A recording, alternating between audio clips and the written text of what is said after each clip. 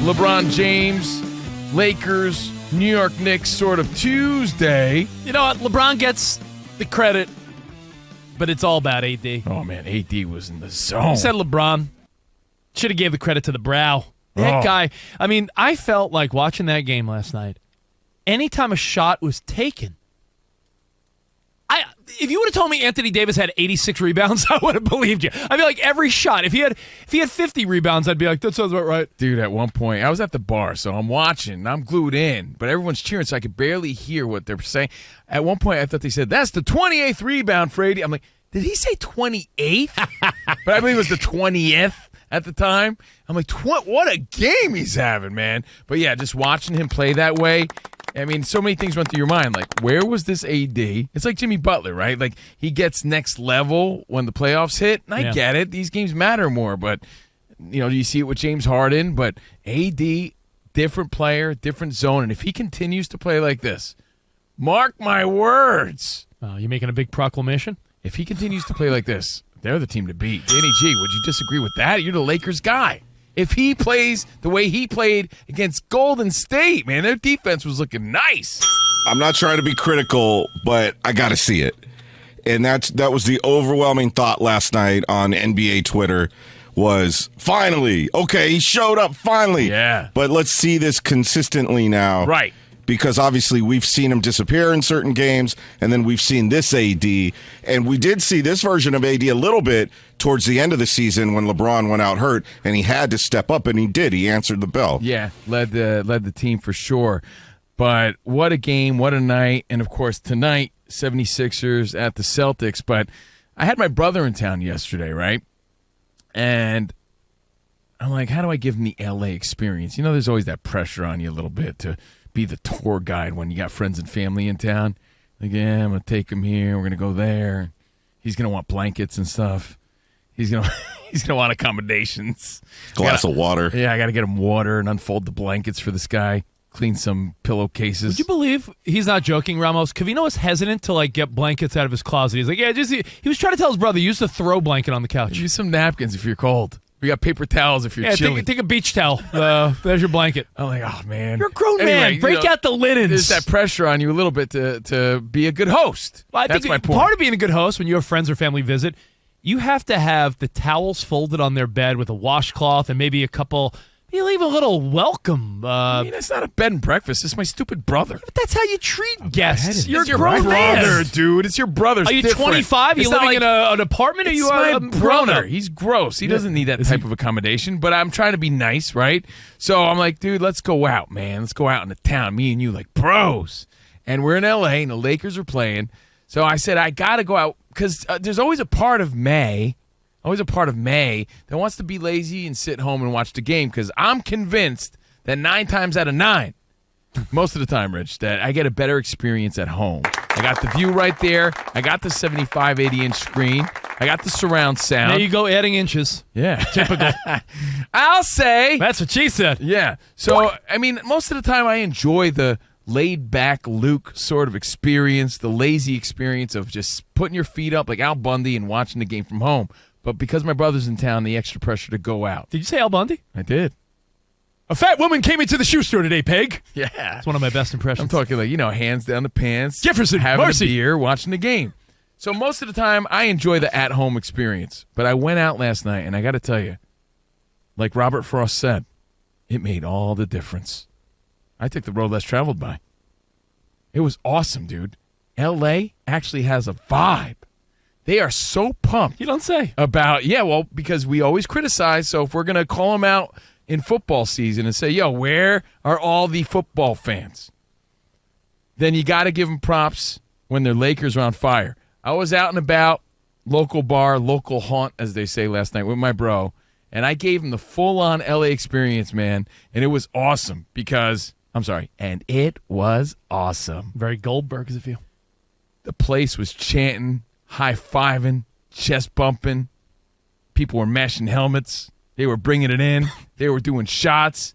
Lakers, let's go Lakers. Da, da, da, da, da. I don't believe you. Swear to God. It's on my Instagram story. I saw the video. Yeah. All right. I'm talking chants. I'm talking like, wow. All these L.A. hipster dudes are out here chanting and having it up like this at a cool spot. It was nice to see, man. So I'm not saying that I changed my stance on the at-home experience is the best experience, but I am saying that every once in a while you catch those moments where situations are perfect and you see a game like that amongst strangers in a crowd that's really involved, and those are memorable, awesome moments.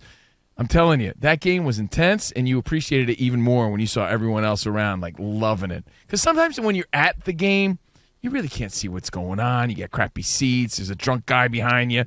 There's a lot of distractions. Last night at the bar, feeling it. Great experience. All right, well, I got a couple observations, and let's hear yours. 877-99 on Fox. Danny G, taking your phone calls, and Ramos, I know. I think my brother left with a great impression of LA. Like, yo, man, they're really bringing the Lakers vibe. Yeah, but I feel like, guys, two things I thought of. Yeah, like this is a great vibe. That's actually what he sounds like, Ramos. How much is he? How much younger is he than you? Like almost 18 years. Same parents and everything. Oh, really? Okay. Yeah, I was in college. He's what you call an oopsie, Ramos? Yeah, he's called a whoopsie doodle. He's called I thought you were on something. No, he's called you're 40. How is this happening? Yeah. Wow, man. Well, that's shouts to you because you only look like maybe 6 years apart. Yeah, I'm like that's what I thought. I'm his older brother. So again, there was that. You're like his pressure. uncle. I am like his uncle. People thought I was his dad growing And up. listen, Covino's in his 40s. His brother just turned 30. Yeah. Like. So there you have it. And we had a great night. And I could have been lazy. There's lots of lessons here. Sometimes brother, it's so easy to be lazy, but sometimes you got to push yourself forward to get to the gym, to go to the game, to go out to the bar, to meet up with that friend, whatever it is. And every once in a while, you get an experience like that, and I'm glad I did. Tell your brother that Ramos and Danny G said he looked old as hell. Yeah, I'm gonna. Yeah, tell him. He's like, I was just mad tired, yo. So Weathered is the word. couple observations. He's living in the East Coast. That'll weather you. Yeah, no, it's true. No Yeah. sunshine. So West Coast and dating younger women keeps you young. two observations. I mean, I'm no basketball aficionado. It's not my top sport. I don't follow it the way I follow basketball. But you're zoned in. Yeah, now. I'm zoned in, but I don't follow it to the closeness that I do NFL football or Major League Baseball. But I'm locked in now. I mean, you look at the box score even. This is a game the Golden State Warriors should have won. There was no this guy didn't show up. Like three guys. Well, they're at home. Three They tied guys. it up. Three guys hit 6 or more 3-pointers. Curry was on point in the second half. Klay Thompson looked good. Poole. I mean, it wasn't as though the Warriors pooped the bed and it was like, oh, they just had a bad day. They played well, and the Lakers beat them. This should be like an incredible sign for Lakers fans. Oh, yeah. Danny G, when they tied it up, Peaches and Cream, 112-112. When they tied it up, you had the nervous farts at that point because I thought the momentum was shifting. I'm like, I was really rooting for the perfect night. I'm like, I'm in L.A., I'm out and about with my brother. They got to win this game or else we're going to be in a sad bar scene right now. Oh, you know what? I thought that when they tied it up, that was when Steph, a few possessions in a row, were hitting like those effortless, like not even setting and shooting, just like flicking them up 3-pointers, and you're like, oh, he's in a zone. Yeah, where he's kicking both his legs out. Yeah.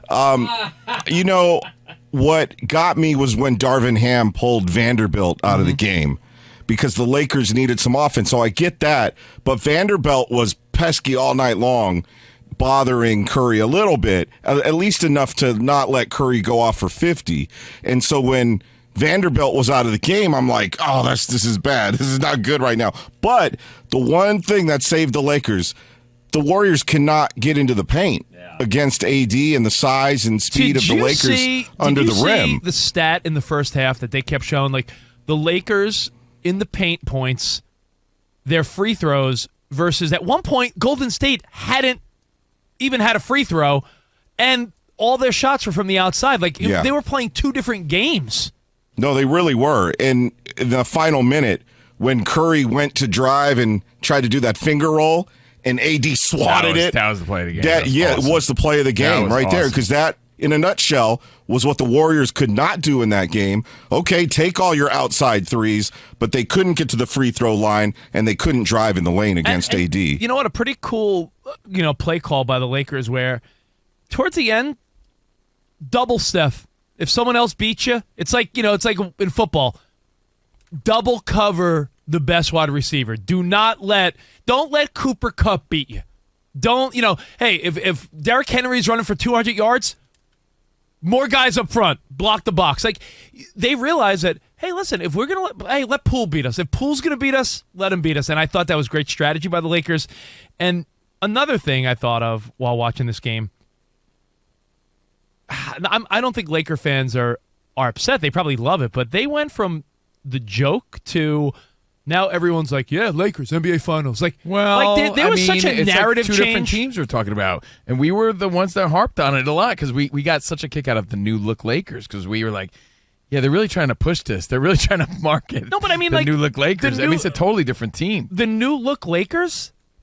It's like not a joke when you think about it because Reeves became more of an impact guy, right? Hachimura, D'Angelo Russell, Vanderbilt, which Danny G has always been saying what a great defensive addition he is. Yep. Beasley, Mo Bamba. Like, they added all these new names, and you're like, later Westbrook, later Pat Bev, later Bryant, Anderson, Jones. It was like a 6 players in, 6 players out. And they showed that graphic last night, and you think to yourself, this is like a different team. If this were baseball, it would be like half your lineup is different. Yeah, but such is life, man. Like, think about the team we have here just at Fox Sports Radio. Like, if your office is mundane or the warehouse you're at right now or whoever you're working with is just a bunch of weak people, maybe you just need better people around you and you get better performance from everybody. Think about what we were doing. Think about what we're doing now at Fox Sports Radio. Why? Better team. Yeah. Great people around you. That's what you're seeing with the Lakers, but again, life. When you got a good team around you, yes. It motivates you. It motivates you. When you got a boring team around you, yeah, you tend to be boring. So, let that be a lesson learned. But we're talking 2 different teams, Rich. So, yeah, they were a joke. Now they're not. And they're playing like a great team. And you got to credit, you know what? He doesn't get the credit, and he should. Rob Lowe.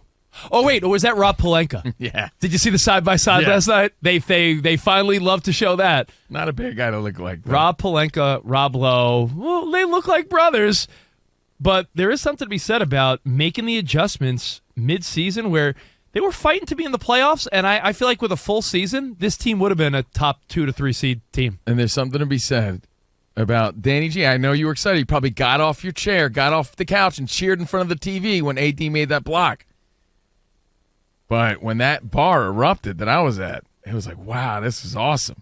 And I know if you're at the game too, that's next level. But, get off your ass and enjoy it. That's what we're talking about here on Covino and Rich Fox Sports Radio. So, again, hope you had a New York Knicks, another exciting game.